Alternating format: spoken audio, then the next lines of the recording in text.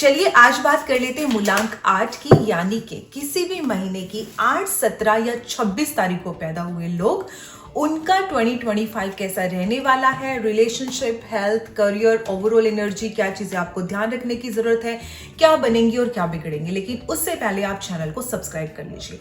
देखिए, अगर आपका जन्म किसी भी महीने की 8, 17 या 26 तारीख को हुआ है, दैट मीन्स आपका जो मूलांक वो 8 है और आपके जो स्वामी है वो शनि है। शनि आपको रूल करते हैं। ये हम सब लोग जानते हैं कि जो 2024 है उसको शनि रूल कर रहे थे। जब 2024 को शनि ने रूल किया तो 8 नंबर वालों ने अपनी लाइफ में काफी ट्रांसफॉर्मेशंस देखी होंगी, बहुत सारी चीजें उनके लिए वर्कआउट हुई होंगी, वहीं पर कुछ पैटर्न्स उन्होंने खत्म होते भी देखे होंगे। लेकिन अब क्वेश्चन ये आता है कि 2025 को जो है वो मंगल ग्रह रूल कर रहे हैं और जो शनि प्लैनेट है वो मंगल के बहुत क्लोज वाला प्लैनेट है। तो आपकी लाइफ में मंगल की वजह से क्या क्या चेंजेस आप 2025 में एक्सपेक्ट कर सकते हो, जिनके लिए आपको खुद को पहले से प्रिपेयर रखना है। देखो, ये हम सब लोग जानते हैं कि जो मंगल प्लैनेट है वो बहुत गर्म है, आग है, फायर है। मंगल में बहुत ज्यादा इंपल्सिवनेस है, उसको तुरंत चीजें चाहिए, सडन चीजें चाहिए, एकदम से सब कुछ करना है, कंट्रोल नहीं है। वहीं पर जो शनि है वो हार्ड वर्क को दिखाता है, इंपल्सिवनेस को ना दिखा के डेडिकेशन को दिखाता है। ठीक है, उसके बाद आपको रिजल्ट्स मिलते हैं। एक न्यायाधीश बोला जाता है शनि प्लैनेट को कि आपको आपके कर्मों का फल जो इसी जन्म में देते हैं वो शनि देव देते हैं। तो कुछ इस तरह की चीजें हमारे प्लैनेट के साथ जुड़ी हुई हैं। तो आपकी लाइफ में 2025 जब मंगल रूल करेंगे तो जो शनि से रूल हो रहे हैं, आपको किन चीजों का ध्यान रखना पड़ेगा। तो मैं सबसे पहले हेल्थ की बात करूंगी, बिकॉज आपकी जो हेल्थ है ना वो 2025 में थोड़ी सी खराब रह सकती है। क्यों?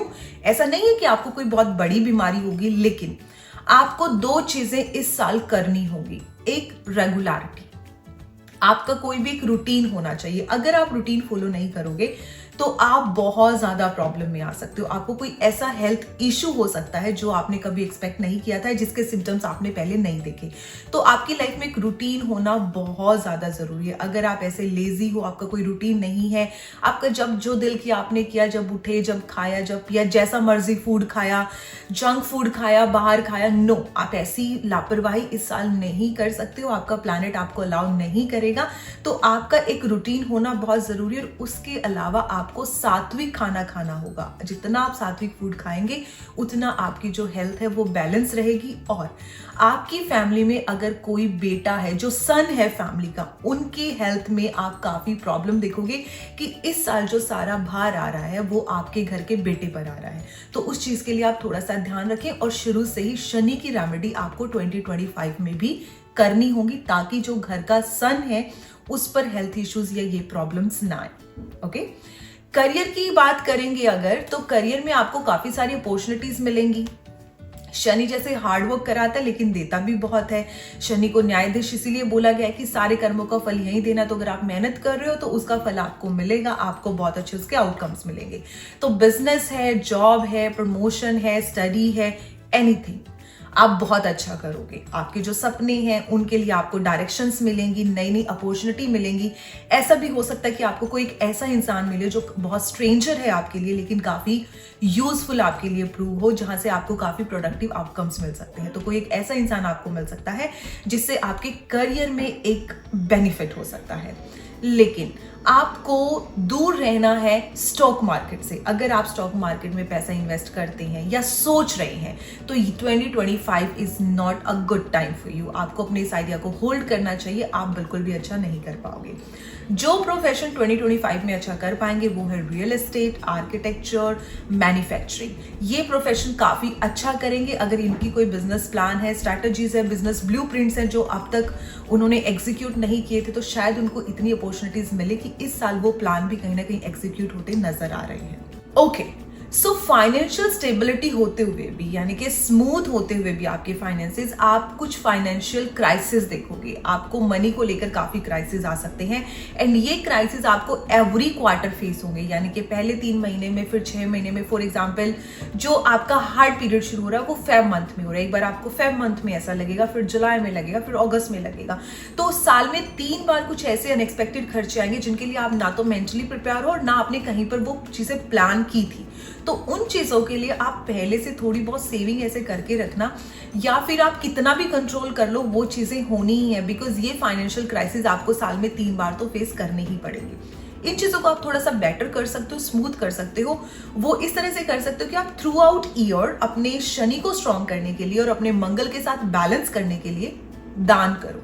लेकिन जो दान आपने करना है वो गुप्त दान करना है। आप कहीं पे भी डोनेट करके आओ, चैरिटी करके आओ, एंड डोंट टेल एनीवन, ना अपनी फैमिली में, ना फ्रेंड्स में, और ना जहां पर आप दान कर रहे हो उनको। सो आप गुप्त दान करो। अगर आप गुप्त दान करते हो, कहीं ना कहीं आपकी जो फाइनेंशियल क्राइसिस हैं इनमें एक बचाव रह सकता है।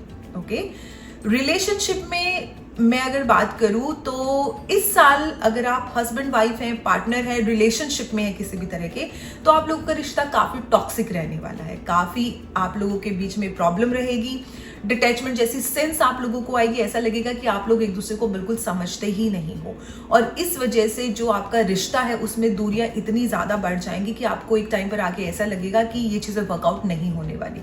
लेकिन ट्रस्ट मी, अगर आप उस टाइम पेशेंस से काम ले गए और चीजों को समझ गए तो अक्टूबर के बाद चीजें बहुत बेहतर हो जाएंगी। लेकिन वहां तक उस चीज को लेकर जाना, उस चीज के लिए आपको अपने माइंड को बहुत स्ट्रांग करना है, अपने आप को मेंटली प्रिपेयर करना है। इंस्टेंट रिएक्शन नहीं देना है। जो की है आपके लिए वो ये है कि आप इंस्टेंट रिएक्शन नहीं दे सकते। अगर आप इंस्टेंट रिएक्शन दोगे, चीजें इतनी ज्यादा खराब हो जाएंगी कि फिर वो आपसे भी कंट्रोल नहीं होनी है। तो किसी भी चीज को लेकर, फिर चाहे वो डिसीजन है, चाहे किसी चीज को लेकर रिएक्शन है, आपको इंस्टेंटली कुछ नहीं करना। Take a deep breath, take some time, think twice and then speak. सिर्फ आपकी बोल की वजह से, आपके इंस्टेंट रिएक्शन की वजह से आप किसी ऐसी चीज का पार्ट बन सकते हो जहां पे आपकी कोई गलती भी नहीं है, लेकिन आपको उस चीज के लिए ब्लेम किया जा सकता है।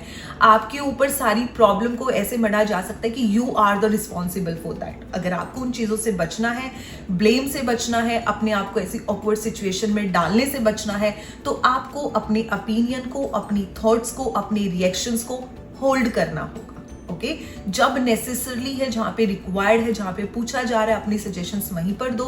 अगर आपको कोई चीज पे रिएक्शन आ भी रहा है तो थोड़ी देर एक बार एक डीप ब्रेथ लो, शायद उससे चीजें कहीं ना कहीं एक डिफरेंट एनर्जी के साथ बाहर आएंगी, जिसका जो है इम्पैक्ट आएगा वो थोड़ा डिफरेंट आएगा। तो आपको इन चीजों का थोड़ा सा ध्यान रखना है। जो लोग सिंगल हैं इस साल वो थोड़ा सा होल्ड रखें, पेशेंस रखें। जब चीजें जिस पेस पे हैपन होनी है उसी पेस पर होंगी तो काफी अच्छा है। बहुत डेस्परेशन के साथ किसी इंसान को देखकर एकदम से ऐसे आप कोई भी इंस्टेंट डिसीजन ना बनाएं। अगर आपका कोई लीगल मैटर चल रहा है, फिर चाहे वो डिवोर्स को लेकर चल रहा है, प्रॉपर्टी को लेकर चल रहा है, उसमें आपको सक्सेस जरूर मिलेगी, डिसीजन आपके फेवर में आएगा।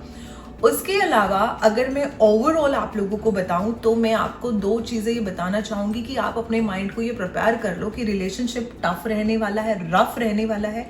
वहीं पर जहां पैसा आ रहा है, अनएक्सपेक्टेड क्राइसिस भी आएंगे, और अपनी थॉट्स, अपने इम्पल्सिवनेस, अपने रिएक्शंस को होल्ड करना है। इंस्टेंटली कुछ नहीं करना, जल्दबाजी को कंट्रोल करना है। अगर आप थोड़े से ये चीजें सोच समझ कर आगे कदम बढ़ाओगे तो 2025 काफी स्मूथ हो सकता है आपका, और अक्टूबर के बाद तो चीजें बहुत बेटर है। ओके, सो आई होप ये वीडियो आपके लिए काफी यूजफुल रही होगी। जो लोग नंबर 8 से रूल होते हैं उन लोगों को ये ऑलरेडी एक आइडिया और हिंट मिल गया है कि उनको 2025 में क्या चीजें करनी और क्या नहीं करनी है। इसके अलावा अगर आपका कोई नोन है जो नंबर 8 से रूल होता है, आप उसके साथ शेयर भी कर सकते हो। बाकी मूलांक के लिए वीडियो देखने के लिए चैनल को सब्सक्राइब कर लीजिए, लाइक और फॉलो करना बिल्कुल भी मत भूलिएगा। And yes, happy new year in advance.